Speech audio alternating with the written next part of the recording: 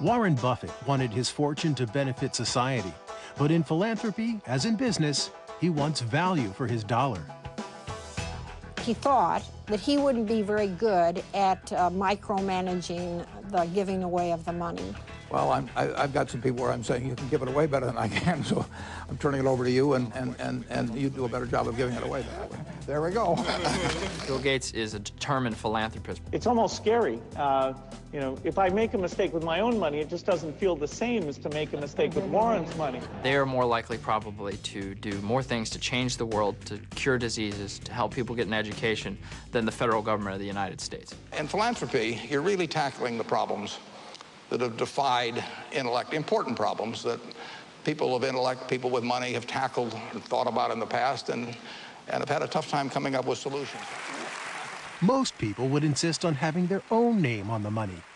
He wasn't looking to memorialize himself. He was looking to do good with his dough. It's a very selfless act because he's thinking about, he's not thinking about whose name is going to be on the dollars. He's thinking about what the dollars are going to do. Warren Buffett is a tycoon, but a modest one. He enjoys his money, but what he likes much more than having money is the fun of making it. More and more and more of it.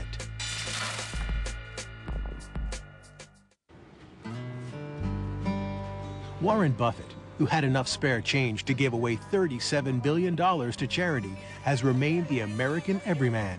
He shuns ostentation. Doesn't have yachts or fancy cars or a lot of the things that people tend to enjoy getting when they have a lot of money. He dresses badly. He once said that he got his clothes made by a tailor free if he didn't tell anybody who made them. Look, Buffett spends a minuscule fraction of what he could on himself. And he said, I have everything I want that money can buy, but I always did. What can money buy? If I had 5 cars, would I have a better time than having 1 car? I mean, I just have more possessions to keep track of, so it doesn't appeal to me. Warren Buffett seems like a character ready to step into It's a Wonderful Life. Although Buffett hobnobs with politicians, captains of industry, and other influential people, he is an aw-shucks Midwesterner who remains himself, even when appearing in the soap opera All My Children. Mr. Buffett, I presume. May I call you Warren? I mean, you and me alone together, oh, Warren. Warren, you are my destiny. But Warren Buffett is not your average American. If his appearance is as unremarkable as Clark Kent's, he has superpowers too, though his are all about making money. He has tremendous analytical powers. He thinks of things that other people don't think of. When we were little, our dad said, Warren's like someone that can see in the dark. I always remember that. Warren Buffett, the middle child and only son of Howard and Leela Buffett, was born on August 30th, 1930, in Omaha, Nebraska, in the early days of the Great Depression. There are bread lines, soup lines, all of that. His father's a stockbroker. He loses his job when Buffett's a small kid. Howard Buffett sold securities on his own, but it meant lean times for the family. Still, when many Americans were eating in soup kitchens, Warren's mother skipped meals herself and managed to put dinner on the table for Warren and his sisters Doris and Roberta. Buffett already knew what it was like to be poor when, as a 6-year-old, he took his first step toward getting rich. He pays a quarter to buy a 6-pack of Coke from his grandfather's grocery store, and he sells them for 5 cents each. That's a 20% return, and that's really what he's done all his life. I think Warren inherited some of his ability, certainly with numbers, from my mother, because she was really good at that. She could add numbers faster than an adding machine.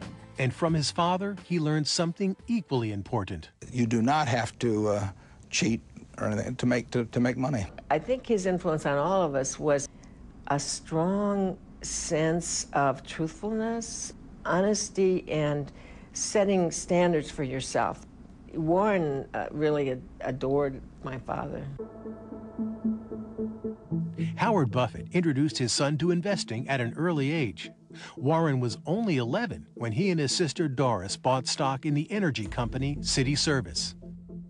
Early on, I sensed that he knew what he was doing. We got 3 shares for $100.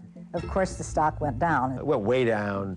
Of course, he was in a panic. Then it came back. He sold for a little profit. But soon it went up to 200. He obviously learned it's not to sell too soon or something like that. I mean, he has always been, the habit's been to hold on to everything ever since then. Warren liked baseball, and he still does.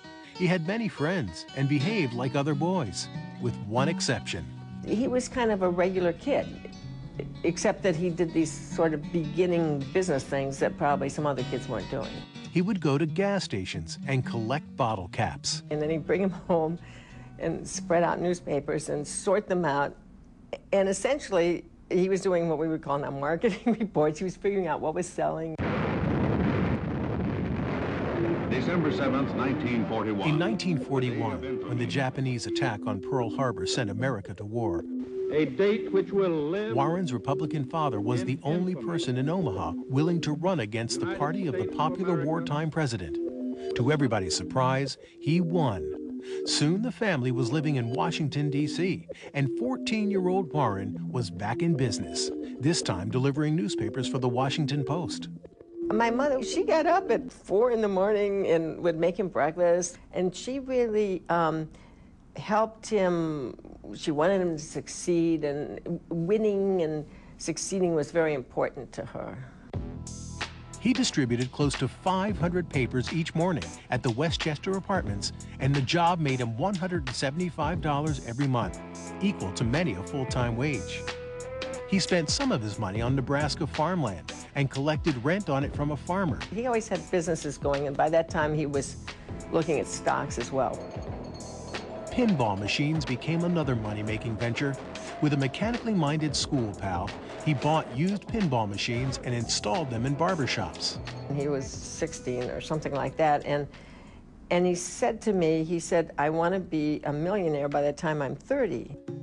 It was a tall order that young Buffett set for himself, but he loved making money, and he was determined, come hell or high water, to become a very rich man.